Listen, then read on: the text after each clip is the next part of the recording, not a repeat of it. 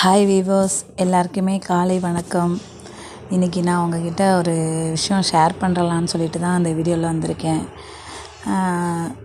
எங்கள் சொந்தக்காரங்க ஒருத்தவங்களுக்கு உடம்பு சரியில்லைன்னு சொல்லிட்டு நாகப்பட்டினத்தில் பிரபலமான ஒரு ஹாஸ்பிட்டலுக்கு பார்க்க போயிருந்தேன். அப்போ பார்த்த நிகழ்ச்சியை தான் அவங்ககிட்ட ஷேர் பண்ணலான்னு சொல்லிட்டு இந்த வீடியோவில் பதிவு பண்ணேன். என்னென்னா, ஹாஸ்பிட்டலில் பார்க்க போகும்போது தான் தெரிஞ்சிச்சு மக்கள்லாம் எவ்வளோ கஷ்டப்பட்டுட்டு இருக்காங்க. சின்ன குழந்தையிலேருந்து பெரியவங்க வரைக்கும் அவ்வளோ கஷ்டப்படுறாங்க.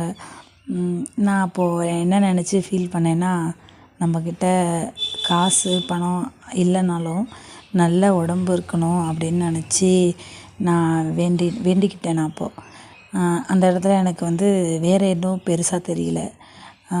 பணமோ வீடோ எதுவுமே பெருசாக தெரியல. நம்ம சரியாகி வெளியில் வந்தால் போதும் இவங்கெல்லாம் அப்படின்ற ஒரு மனநிலைமையில தான் நான் இருந்தேன். ஏன்னா நம்ம வீட்டில் இருந்துட்டு திடீர்னு ஒரு இடத்துக்கு போகும்போது தான் தெரியுது வெளியில் என்ன நடக்குது அப்படின்ற ஒரு விஷயமெல்லாம் தெரியுது.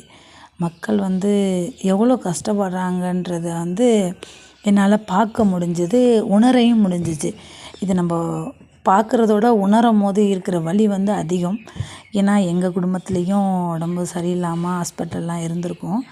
அந்த நேரத்துலையும் இப்படி தான் தோணுச்சு. இன்றைக்கி என்ன ஒரு விஷயம் அப்படி என் மனசை ரொம்ப பாதிச்சுன்னா, சின்ன வயசு பிள்ளைங்கள எவ்வளோ பிரச்சனை, வயிறில் பிரச்சனை, கர்ப்பப்பையில் பிரச்சனை, கேன்சர் அப்படி இப்படின்ட்டு நம்ம சொல்ல முடியாத அளவுக்கு இந்த காலகட்டத்து பிள்ளைங்களுக்கு உடல்நிலையில் அவ்வளோ விஷயம் நடக்குது. அது எதனால் இவ்வளோ சின்ன பிள்ளைங்களுக்கு நடக்குதுன்னு நினச்சி பார்க்கவே கொஞ்சம் கஷ்டமாகவே இருக்குது. நான் இதனால் இதை நான் சொல்ல வரேன்னா, நான் இந்த வீடியோ ஷேர் பண்ணுறதுக்கு காரணமே, நம்ம உடம்பை நல்லா பார்த்துக்கணும். நம்ம உடம்பு நல்லா இருந்தால் தான் நம்ம வாழ்க்கையை நம்ம ரன் பண்ண முடியும். சில பேர் உடம்பை பார்த்துக்க முடியாமல் குடும்பத்துக்காக உழைக்கிறாங்க. பணன்ற ஒரு விஷயத்தை நோக்கி நம்ம போயிட்டு நம்ம உடம்பை விட்டுடுறோம்களோன்றது விஷயம் எனக்கு ரொம்ப அங்கே ரியலைஸ் ஆணுச்சு. அதை உங்ககிட்ட ஷேர் பண்ணணும்னு தோணுச்சு. ஏன்னா ஹாஸ்பிட்டலில் ஒருத்தவங்களுக்கும் உயிருக்கு போராடும் போது நம்ம மீண்டும் அந்த வாழ்க்கையில் வந்துட மாட்டோமா, நம்ம பழைய வாழ்க்கையை வாழ்ந்துட மாட்டோமாலன்ற அவங்க கண்ணில் ஏக்கம்லாம் நான் நிறைய பார்த்தேன். அதை நம்ம ஹாஸ்பிட்டலில் இருக்கிறவங்களோட கோழி உள்ளவங்க அவங்க வந்துட மாட்டாங்களா அப்படின்னு அவங்களோட தவிப்பையும் நான் பார்த்தேன். அதை பார்க்கும் போதெல்லாம் என்னடா வாழ்க்கை இது, வாழ்க்கையில் என்னென்னமோ நடக்குது அப்படின்ற நினச்சேன். எனக்கு என்ன தோணுச்சுன்னா, நம்மக்கிட்ட வசதி குறைவாக இருந்தால் கூட நம்ம உடல்நலம் ஆரோக்கியமாக இருந்தால் போதும் அப்படின்ற ஒரு மனநிலைமை வந்துச்சு. அதை அவங்கக்கிட்ட ஷேர் பண்ணலான்னு தோணுச்சு.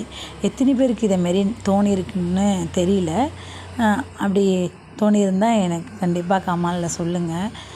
எல்லாருமே உடல் ஆரோக்கியத்தை பத்திரமா நல்லா வச்சுக்கங்க. நல்ல விஷயமாக சாப்பிடுங்க.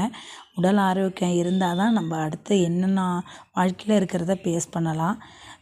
ஏன்னா ஹாஸ்பிட்டல் போன பிறகு தான் எனக்கு உடல் நலத்தின் மேலே அக்கறையே வந்துச்சு. நம்மளும் டைம் சரியில்லாமல் இது போயிட்டுருக்கிறதுனால நம்ம உடல் நலத்தை சரியாக பார்த்துக்க மாட்டோம்.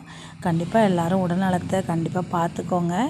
நம்ம உடம்பு நல்லா இருந்தால் தான் நம்ம வாழ்க்கையும் நல்லா இருக்குன்றது புரிய வந்துச்சு.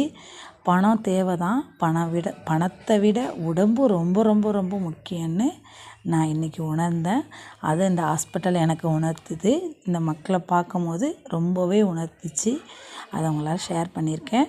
இந்த வீடியோ பிடிச்சிருந்தா லைக் பண்ணுங்கள், ஷேர் பண்ணுங்கள். ஏதாவது நீங்கள் உங்களுக்கு சொல்ல தோணுச்சுனாலும் இந்த வீடியோவில் கமெண்ட் பண்ணுங்கள். தேங்க்ஸ் ஃபார் வாட்சிங்.